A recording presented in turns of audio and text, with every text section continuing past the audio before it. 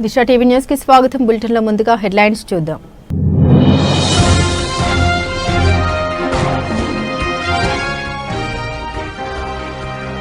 Kaleshwaram project cabinet లో ఆమోదం పొందలేదన్న CM Revanth Reddy వ్యాఖ్యలకు ఈటెల రాజేందర్ కౌంటర్.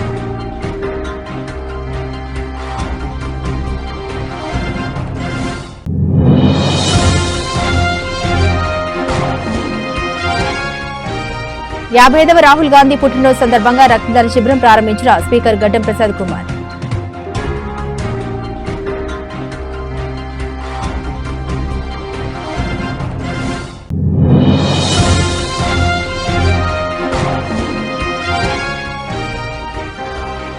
ఇందిరమ్మ ఇళ్ల నిర్మాణ పనులు పరిశీలించి లబ్ధిదారులతో రాష్ట్ర రెవెన్యూ గృహ నిర్మాణ సమాచార శాఖ మంత్రి పొంగులేటి శ్రీనివాసరెడ్డి.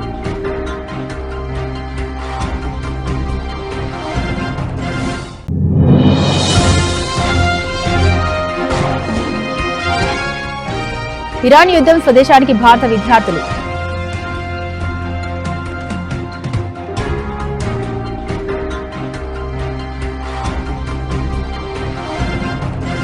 కేబినెట్ ఆమోదం లేకుండా కాళేశ్వరం కట్టారని నిరూపిస్తే రాజకీయాల నుండి తప్పుకుంటారు. కాళేశ్వరం ప్రాజెక్టు కేబినెట్ లో ఆమోదం పొందలేదన్న రేవంత్ రెడ్డి వ్యాఖ్యలకు ఈటెల రాజేందర్ కౌంటర్. కేబినెట్ ఆమోదం లేకుండా కాళేశ్వరం లాంటి పెద్ద ప్రాజెక్టు కట్టిన సంఘటన దేశంలో ఎక్కడైనా ఉందా?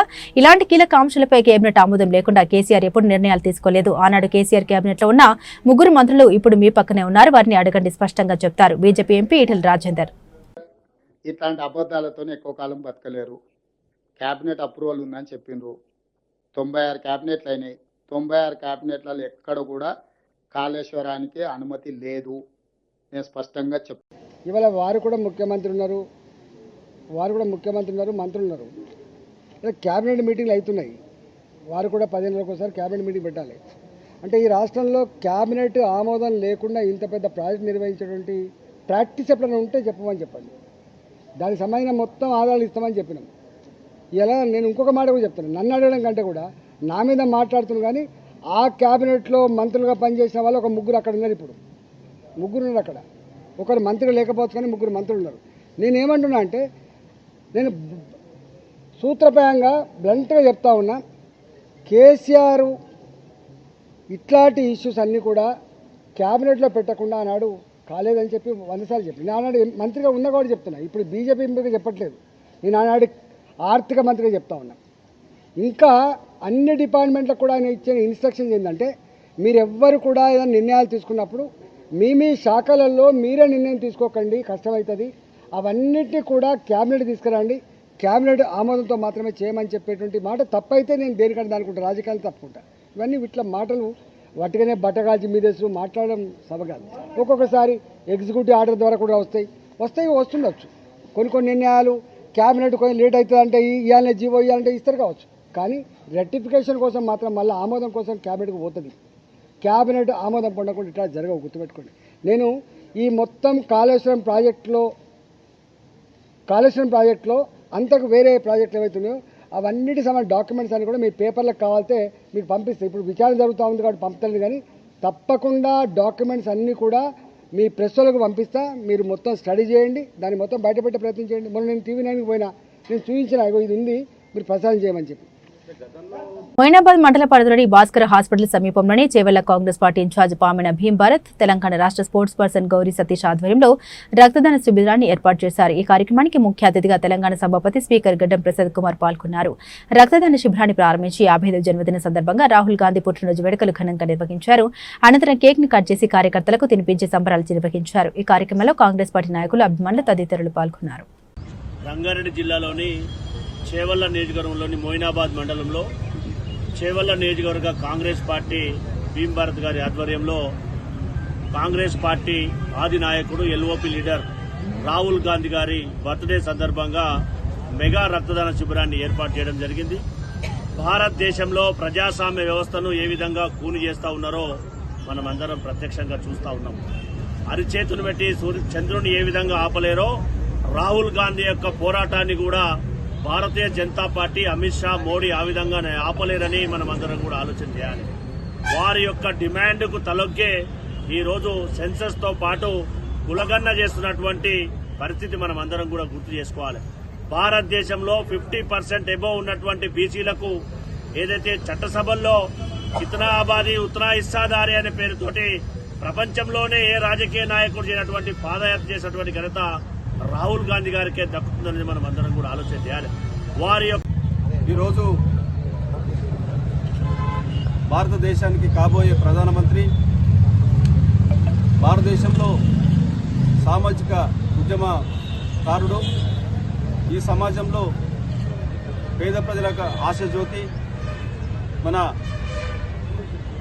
రాహుల్ గాంధీ గారి 55వ పుట్టినరోజు సందర్భంగా ఇక్కడ ఏర్పాటు చేసినటువంటి మొయినాబాద్ మండల కాంగ్రెస్ పార్టీ నాయకులకు ఆయన పుట్టినరోజు సందర్భంగా ఇక్కడ మెడికల్ క్యాంపు పెద్ద ఎత్తున ఏర్పాటు చేసిండ్రు. ఈ మెడికల్ క్యాంపుకు ఏర్పాటు చేసినటువంటి నిర్వాహకులకు, అదేవిధంగా ఈ యొక్క కార్యక్రమానికి రాష్ట్ర శాసనసభ స్పీకర్ గడ్డం ప్రసాద్ కుమార్ గారు వచ్చారు. అదేవిధంగా కాంగ్రెస్ పార్టీ రంగారెడ్డి జిల్లా అధ్యక్షులు చెల్ల నరసింహారెడ్డి గారు వచ్చారు. అదేవిధంగా కాంగ్రెస్ పార్టీ సంస్థాగత ఎన్నికల బాధ్యులు దారాసింగ్ గారు కూడా వచ్చారు. అదేవిధంగా ఈ చేవెళ్ల నియోజకవర్గానికి సంబంధించినటువంటి అన్ని మండలాల నుంచి నాయకులు వచ్చి, ప్రజలు వచ్చి ఈ యొక్క కార్యక్రమాన్ని విజయవంతం చేసినందుకు ముందుగా వాళ్ళందరూ కూడా ధన్యవాదాలు తెలియజేస్తా ఉన్నా. ప్రస్తుతము భారతదేశంలో మీ అందరూ చూస్తూ ఉన్నారు. సూర్యాపేట జిల్లా మోతి మండలంలోని విభాలపురం గ్రామంలో మొదటి విడత ఇందిరమ్మ ఇళ్ల నిర్మాణ పనులు పరిశీలించి లబ్ధిదారులతో మాట్లాడిన రాష్ట్ర రెవెన్యూ గృహ నిర్మాణ సమాచార శాఖ మంత్రి పొంగులేటి శ్రీనివాసరెడ్డి. ఈ కార్యక్రమంలో కోదాడ ఎమ్మెల్యే పద్మావతి, జిల్లా కలెక్టర్ తేజస్ నందలాల్ పవార్, గృహ నిర్మాణ శాఖ అధికారులు, స్థానిక ప్రజాప్రతినిధులు, వివిధ శాఖల అధికారులు తదితరులు పాల్గొన్నారు.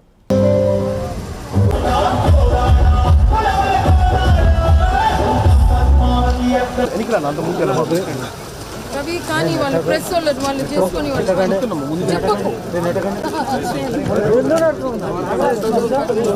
అందరూ ఒకరి తర్వాత ఒకరు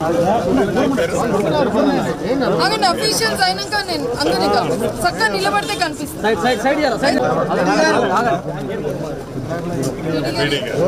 ఇంకెవరున్నారు అఫీషియల్?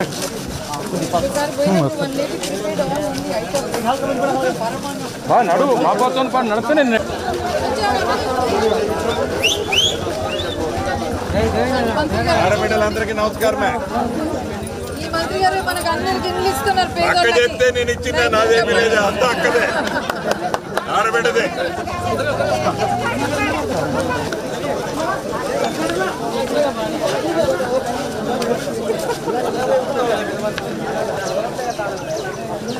మంత్రి గారు వచ్చి మరి నీకోసం లేట్ కాదు, కారణం ఎక్కడ వస్తుంది?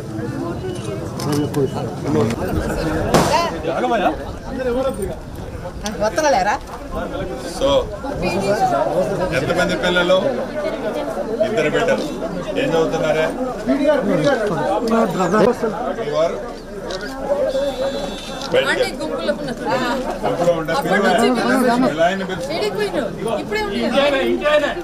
ఇరాన్ ఇజ్రాయెల్ యుద్ధం నేపథ్యంలో భారత ప్రభుత్వం అప్రమత్తమైంది. ఇరాన్లోని భారతీయులను స్వదేశానికి తీసుకొచ్చే చర్యలు ప్రారంభించింది. ఆర్మేనియా నుండి 110 మంది విద్యార్థులతో ప్రత్యేక విమానం భారత్కు బయలుదేరింది. వీరిలో 90 మంది జమ్మూ కాశ్మీర్కు చెందిన విద్యార్థులు. ఇరాన్లో ప్రస్తుత పరిస్థితుల నేపథ్యంలో ఇప్పటికే ఆ దేశంలో ఉన్న భారతీయుల్ని సురక్షిత ప్రాంతాలకు ఇండియా ఎంబసీ తరలించింది. మేడ్చల్ జిల్లా దుండిగల్ మున్సిపల్ పరిధిలో గండి Maisamma single use plastic ban లో భాగంగా స్పెషల్ టీంలు ఏర్పాటు చేశారు.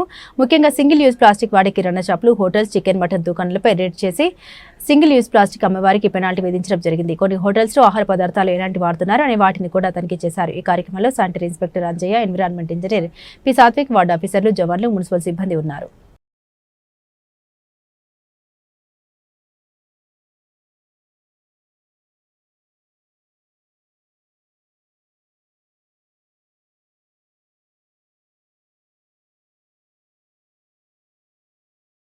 ఇరాన్పై ఇజ్రాయెల్ చేస్తున్న దాడులు ఖండిస్తూ పాతబస్తీ, సంతోష్ నగర్, ఐఎస్ సాధారణ చౌరస్తాలో సిపిఎం పార్టీ ఆధ్వర్యంలో నిరసన ప్రదర్శన చేపట్టారు.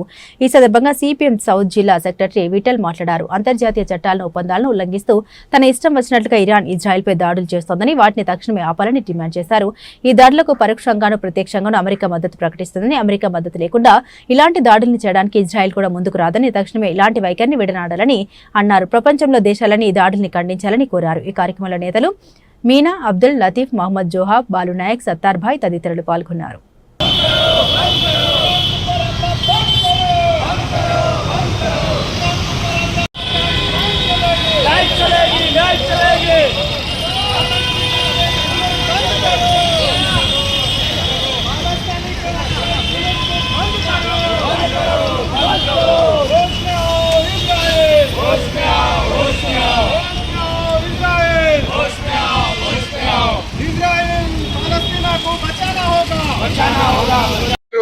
హాస్పిటల్స్ హైదరాబాద్ సౌత్ జిల్లా కార్యదర్శి వర్గ సభ్యుడిని.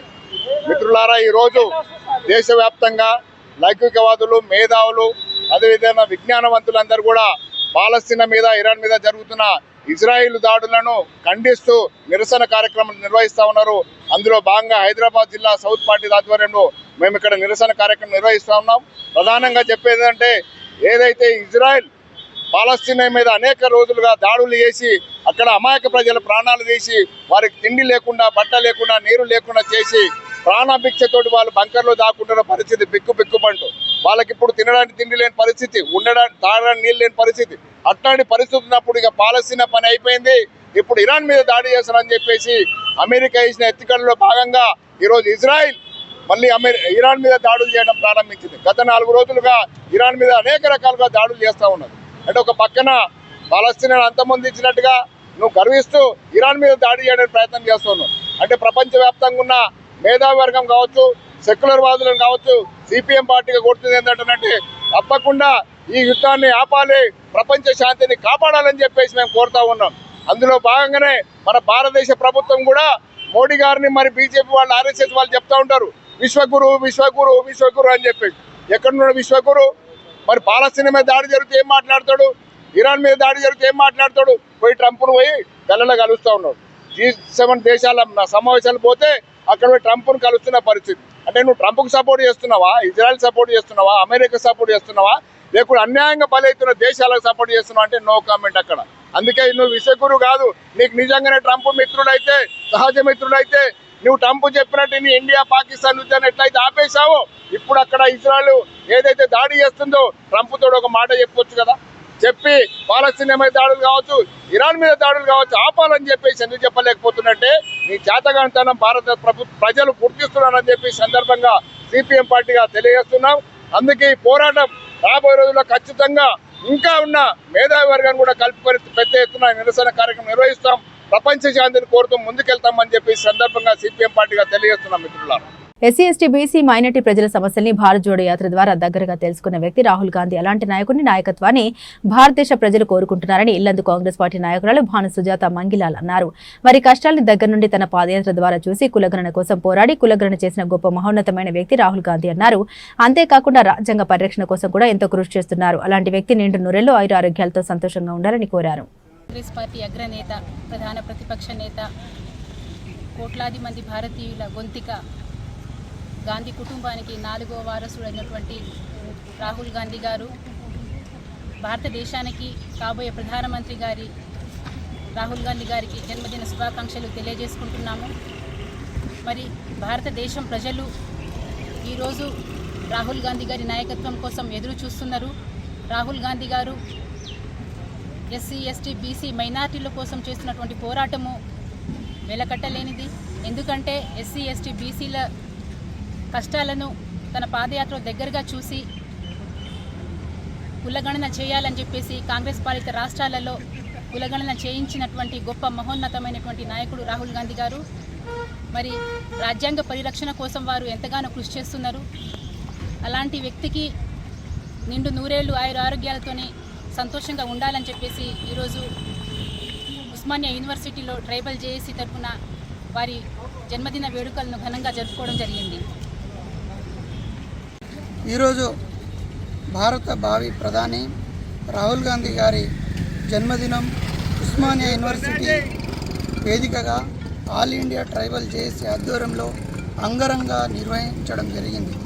ఈ కార్యక్రమానికి ముఖ్య అతిథిగా మాకు ఆల్ ఇండియా ట్రైబల్ జేఏసీకి వేలవేళలా అండగా నిలుస్తూ మాకు మోరల్గా ఎన్నో సపోర్టు చేస్తున్న కాంగ్రెస్ పార్టీ సీనియర్ నాయకురాలు సుజాత మంగిలాల్ గారు ముఖ్య అతిథిగా ఇచ్చేసి అన్నదాన కార్యక్రమం దాదాపుగా 500 నుండి 600 మందికి అన్నదాన కార్యక్రమం నిర్వహించాము. భావి ప్రధాని రాహుల్ గాంధీ గారికి యావత్ బంజారా జాతి కానీ ఆల్ ఇండియా ట్రైబల్ జేఏసీ ఎప్పుడు అండగా నిలుస్తుందని విజ్ఞప్తి చేస్తూ ఉన్నాం. రాహుల్ గాంధీ గారు ఏ నిర్ణయం తీసుకున్నా వారి వెంట ట్రైబల్ జేఏసీ ఉంటుందని మనస్ఫూర్తిగా కోరుకుంటూ ఈ చక్కటి జన్మదిన కార్యక్రమం అంత విజయవంతంగా నిర్వహించిన ఆల్ ఇండియా ట్రైబల్ జేఏసీ మిత్రులందరికీ పేరు పేరున ధన్యవాదాలు తెలియజేస్తూ భవిష్యత్తులో కూడా ఆల్ ఇండియా ట్రైబల్ జేఏసీ తీసుకునే నిర్ణయంలో కూడా సుజాత మంగిలాల్ గారి సపోర్టు ఉండాలని మనస్ఫూర్తిగా కోరుకుంటా ఉన్నాం. సుజాత మంగిలాల్ గారు భవిష్యత్తులో రాజకీయంగా మంచిగా ఎదగాలని, వారికి యావత్ బంజారా జాతి అండగా ఉంటుందని, భవిష్యత్తులో కూడా కాంగ్రెస్ పార్టీ మంచి నిర్ణయం తీసుకొని వారికి మంచి అవకాశం కల్పించాలని ఆ దేవునికి ప్రార్థిస్తూ ఉన్నాం. జై కాంగ్రెస్. మేడ్చల్ జిల్లా తెలంగాణ హైకోర్టు జీహెచ్ఎంసీ అధికారుల అవినీతి నిర్లక్ష్యంపై హైకోర్టు మరోసారి ఆగ్రహాన్ని వ్యక్తం చేసిందని తెలిసిన విషయమే కానీ కుత్బుల్లాపూర్ సర్కిల్లో అక్రమ నిర్మాణాలపై చర్యలు తీసుకోవాలని హైకోర్టు ఆగ్రహం వ్యక్తం చేసిన కుత్బుల్లాపూర్ టౌన్ ప్లానింగ్ అధికారుల తీరు మాత్రం మారలేదు.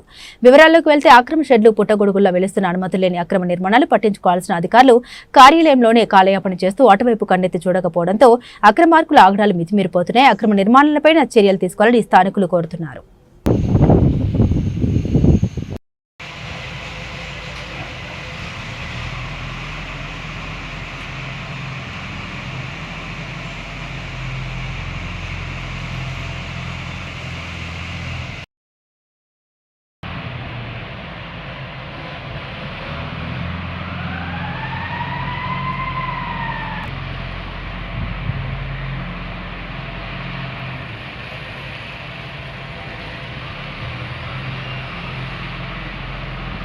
ఇజ్రాయెల్లో గుండెపోటుతో తెలంగాణ వాసి మృతి. జగిత్యాల నుండి ఇజ్రాయెల్కు వలస వెళ్లిన రవీందర్ అనే వ్యక్తి అక్కడే గుండెపోటుతో మృతి. ఇరాన్ ఇజ్రాయెల్ యుద్ధం కారణంగా అతని మృతదేహాన్ని స్వదేశానికి తీసుకురావడానికి ఇబ్బంది పడుతున్న కుటుంబ సభ్యులు. దీంతో ప్రభుత్వాన్ని సహాయం కోసం విజ్ఞప్తి చేస్తున్న కుటుంబ సభ్యులు.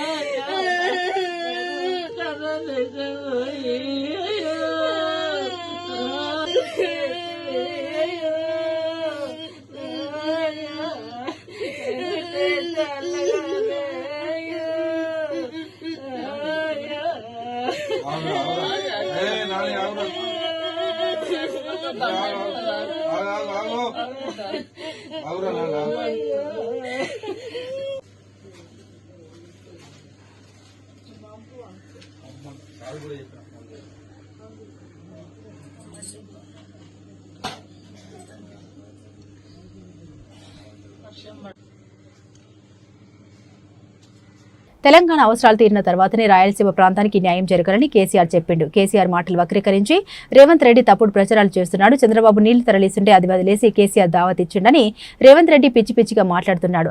అసలు కేసీఆర్ లేకపోతే నువ్వు ఎక్కడ ఉండేవాడివి? రేవంత్ రెడ్డి, మాజీ మంత్రి సింగిరెడ్డి నిరంజన్ రెడ్డి. చంద్రబాబును పిలిచి దావత్ ఇచ్చిండు, జగన్ పిలిచి దావత్ ఇచ్చిండు, రాయలసీమ రత్నావల్లసీమ చేస్తానని మా మీద నెపము. ఎందుకు చెప్పిండు కేసీఆర్? చెప్పిండు, ఇవాళ చెప్తాడు, రేపు కూడా చెప్తాడు బరాబర్కి. ఎందుకు చెప్తాడు, ఏం చెప్తాడు కేసీఆర్? తెలంగాణ ప్రాంత ప్రయోజనాలు నెరవేరినాక, ప్రాథమికంగా మా ప్రయోజనం నెరవేరినాక, మా ఆకలి తీరినాక, మా దప్పు తీరినాక, మా సాగుబడి ఏలినాక తప్పకుండా మిగిలిన నీళ్లు ఇతర క్షామపీడిత ప్రాంతాలకు పోవాల్సిందే. రాయలసీమ ప్రజలకు కూడా న్యాయం జరగాల్సిందే. ఇది ఆనాడు, నేడు, రేపైనా మేము ఇది మాట్లాడతాం. దీనికి కట్టుబడి ఉన్నాం మేము. నువ్వు తెలంగాణ గాలికి వదిలేసి అవతలకు సాయం చేసేటువంటి విధంగా నువ్వు మాట్లాడతావు. రోజు తెలంగాణను తేలిక చేసి మాట్లాడుతావు. 10 ఏళ్ళ తెలంగాణను అవమానించి మాట్లాడుతావు. కేసీఆర్ లేకపోతే నువ్వు ఎక్కడన్నా నాకు అర్థం కాదు. ఇది తమాషాగా ఉంది. తెలంగాణనే లేకపోతే నువ్వు తెలంగాణ ముఖ్యమంత్రి ఎట్లయితావు?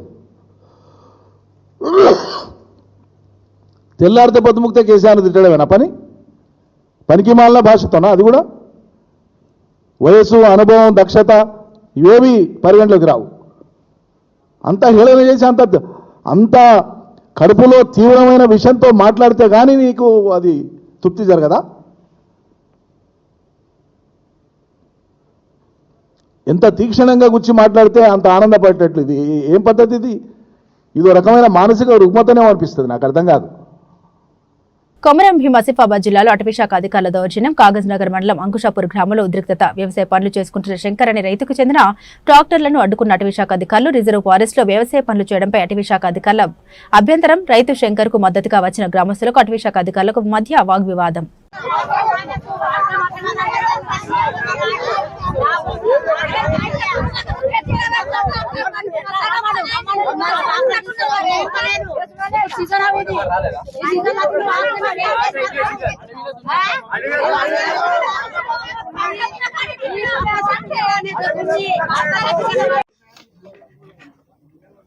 రెడీ చెప్పమ్మా. హలో సార్, ఇక సారు ఈ పాస్బుక్ పట్టుకొని వచ్చిన కాడికి వెళ్ళి డాక్టర్ నా పిల్లగాని చిన్నగా ఉండే, నా భర్త చచ్చిపోయి 20 సంవత్సరాలు అవుతాను. డాక్టర్ పెడితే ఎందుకమ్మా ఈడెందుకు పెడతావా అని అంటాను. పెట్టకపోతే ఎట్లా సార్, మరి నా పిల్లలు ఏమో చిన్నగా ఉండే, నా భర్త పోయి 20 సంవత్సరాలు అవుతుంది. ఇక డాక్టర్ అద్దన్నక పట్టుకొని వచ్చి నా కొడుకు దున్నిండి అద్దన్నాడు. అద్దంటే ఇప్పుడు డాక్టర్ పట్టుకొని ఇక్కడే ఉన్న డాక్టర్, ఆ డాక్టర్ గురించి పెట్టదు ఇక్కడ మాధవ్ ఈ భూమి ఇది నీది కాదు దొంగ పట్ట అని 2-3 సార్లు నా కొడుకుని తెరిచి నేను సుగాచిన. అట్లెట్లా సార్ నువ్వు మీది ఇచ్చిందే కదా అని అంటే, కాదు కాదు ఇది పట్ట కాదు, ఇది నీ పట్ట ఎందుకు, ఇది దొంగతనాన్ని చేసుకున్న పట్ట అంటే. కానీ అట్లయితే అట్లనే సార్ అని 2-3 సార్లు అక్కడికి పోయాను, ఆశాబాద్ పోయాను. ఆశాబాద్ పోతే అక్కడ సుగా మేము ఎప్పుడన్నా అమ్మ అని అన్న, నా కొడుకు సుగా 2 సార్లు పట్టుకొని పోయాను. పట్టుకొని పోతే సరే అమ్మ ఎట్లా పట్ట మేమే ఇచ్చినాం కదా అని అన్నట్టు. రైతు బంధు పడుతుంది, అన్ని పడతాను, అన్ని పడ్డాక ఇక ఇప్పుడు మరి మేమే ఏం చేసి బతుకుడు సార్. అందుకోసం ఇక ఇట్లనే ఇక ఇవాళ పట్టుకొని వస్తాను, పత్తితులు పెడతాను. ఎన్ని ఎకరాల భూమి ఉన్నదమ్మా నీకు? 4 ఎకరాలు. 4 ఎకరాలు. ఎన్ని సంవత్సరాల నుంచి చేస్తున్నావు? 60 సంవత్సరాలు అవుతాయి. మా మామ ఇన్ని రోజులు ఎప్పుడు కూడా ఆపలేదమ్మా వీళ్ళు? ఎప్పుడు ఆపట్లేదు.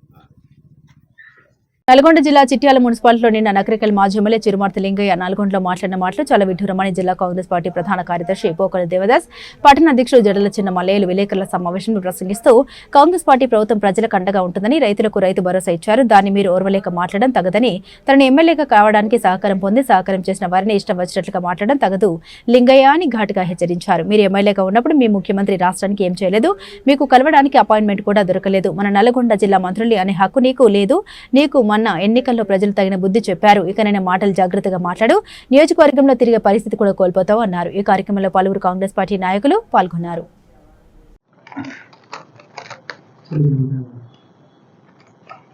నిన్న నల్లగొండలో చిరుమర్తి లింగయ్య గారు మాట్లాడిన విధానం చాలా తప్పుడు ఆలోచనగా ఉన్నది. ఎందుకంటే ఆయన మాట్లాడుతూ నల్లగొండ జిల్లాకు చెందినటువంటి ఇద్దరు మంత్రులు చేతగాని వారని చెప్పి అలాంటి పదజాలతో మాట్లాడండి. వాళ్ళు చేతగాని వాళ్ళు కాదో మీకే తెలుసు బాగా. వాళ్ళు చేతగాని వాళ్ళు కారు, చేతనైన వాళ్ళు కాబట్టే మిమ్మల్ని ఇంటి దగ్గర కూర్చోబెట్టి, మిమ్మల్ని అందరినీ కూడా నల్గొండ జిల్లాలో వాళ్ళిద్దరు మంత్రులు ఇంటి దగ్గర కూర్చోబెట్టి, అయినా కూడా మీరు చేతగాని వాళ్ళని మాట్లాడడం అనేది చాలా హాస్యాస్పదంగా ఉన్నది. అట్లాగే పోతే ప్రభుత్వం ఇది చేయలేదు అది చేయలేదు అని చెప్పేసి మీ ఇష్టం వచ్చినట్టుగా మాట్లాడుతూ ఉన్నారు. మరి గత ప్రభుత్వం, మీరు ఉన్నటువంటి ప్రభుత్వం ఏదైతే ఉందో, మీరు చేసిన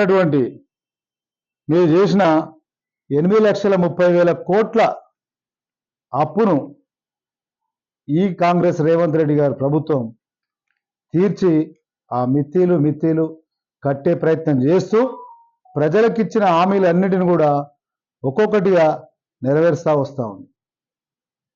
మరి మీకు చూస్తలేదా, చూపులేదా? మీ ఇష్టం వచ్చినట్టుగా మాట్లాడితే ఎట్లా? మీ ఇష్టం వచ్చినట్టుగా మాట్లాడితే ప్రభుత్వం చేస్తున్నటువంటి విషయాలు తెలియకపోతే ఎట్లా? ఇప్పుడు ఈ ప్రభుత్వం వచ్చిన తర్వాత 20 కోట్ల మాఫీలు చేసింది. జిల్లాలో మంత్రులు బ్రహ్మాండంగా పనిచేస్తుంది. మరి మీరు మీ ప్రభుత్వం అధికారంలో ఉన్నప్పుడు మరి కేసీఆర్ గారిని కలిసి కనీసం మాట్లాడడానికి మంత్రులకు అపాయింట్మెంట్ లేదు. హోం మంత్రే గేట్ కాడ నిలబడి అపాయింట్మెంట్ దొరక వెళ్ళొచ్చినటువంటి చరిత్ర మీ ప్రభుత్వాన్ని. ఒక ఎమ్మెల్యే ముఖ్యమంత్రితో కలవాలనే ఆలోచన కూడా 10 సంవత్సరాల్లో అపాయింట్మెంట్ దొరకని పరిస్థితి, మంత్రులు దొరకని పరిస్థితి. ఇలా మా రేవంత్ రెడ్డి గారి తెలంగాణలో కాంగ్రెస్ ప్రభుత్వంలో ఇలా కాంగ్రెస్ ఉన్నటువంటి మంత్రులు, ఎమ్మెల్యేలు, సాధారణ పౌరులు కూడా ఇవాళ డైరెక్ట్ కలిసి పరిస్థితులు విన్నవించుకునేటటువంటి అవకాశం ఈ రేవంత్ రెడ్డి గారి ప్రభుత్వం, కాంగ్రెస్ ప్రభుత్వంలో ఉన్నది. చిత్తశుద్ధితో పనిచేస్తున్నటువంటి ప్రభుత్వం మాది, ఈ రేవంత్ రెడ్డి గారి ప్రభుత్వం, కాంగ్రెస్ ప్రభుత్వం. అలాంటిది నువ్వు ఇష్టం వచ్చిన మాటలు మాట్లాడితే ఏమన్నట్టు? ఇవాళ కోర్టుకు తీసుకెళ్తే కానీ మంత్రులు కానీ మీరు అందరూ నీకు చావబుద్ధి అని చెప్పి ఈ సందర్భంగా తెలియజేస్తా ఉన్నాను. రైతులకు ఈ ప్రభుత్వం రైతు భరోసా చేస్తే నీ కళ్ళు మండపంతా ఉన్నాయా? రైతులు పంట పండించే కాలంలో ఇప్పుడున్నటువంటి ఈ సాగు కాలంలో పైసలు ఇస్తే రైతులకు ఉపయోగపడతాయని చెప్పేసి ఈ ప్రభుత్వం ఆలోచన చేసి రైతులను కాపాడాలని చెప్పేసి రైతు భరోసా చేస్తే మీరు మాట్లాడినటువంటి మాటలు ఏ విధంగా ఒకసారి ఆలోచన చేసుకోమని కోరుతా ఉన్నాం. ఈ విధంగా మాట్లాడితే గతంలో చెప్పినాం మేము, కాంగ్రెస్ పార్టీ పైన, కాంగ్రెస్ పార్టీ పెద్దల పైన, ఈ ప్రభుత్వం పైన మీరు మాట్లాడినట్టయితే ప్రజలు క్షమించరు, మీకు అన్నం పెట్టినటువంటి పార్టీని మీరు దుమ్మెత్తి పోస్తా ఉన్నారని చెప్పి ఆ రోజు తెలియజేశాం. మళ్ళీ కూడా చెప్తా ఉన్నాం, మీరు ఎలాంటి తప్పుడు మాటలు మాట్లాడినా రైతులకు పైసలు వేస్తే కూడా ఓరలేనటువంటి మీకు ఈ రైతులు తగిన బుద్ధి చెప్తారు, రాళ్లతో కొడతారని చెప్పేసి ఈ సందర్భంగా తెలియజేస్తా ఉన్నాం. ఇకనైనా బుద్ధి తెచ్చుకొని సక్రమంగా బతకాలని చెప్పి ఈ సందర్భంగా ఆ భగవంతుని కోరుకుంటా ఉన్నాం. బులెటిన్ ముగించే ముందు హెడ్లైన్స్ మరోసారి.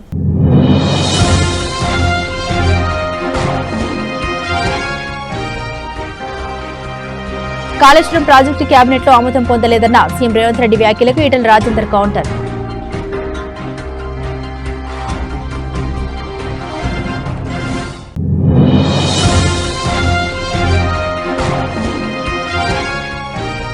యాభైదవ రాహుల్ గాంధీ పుట్టినరోజు సందర్భంగా రక్తదాన శిబిరం ప్రారంభించిన స్పీకర్ గడ్డం ప్రసాద్ కుమార్.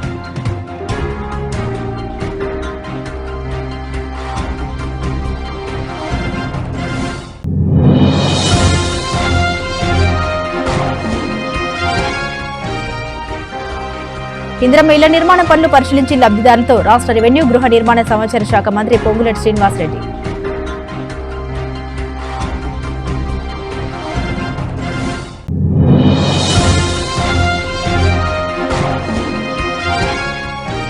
ఇరాన్ యుద్ధం స్వదేశానికి భారత విద్యార్థులు.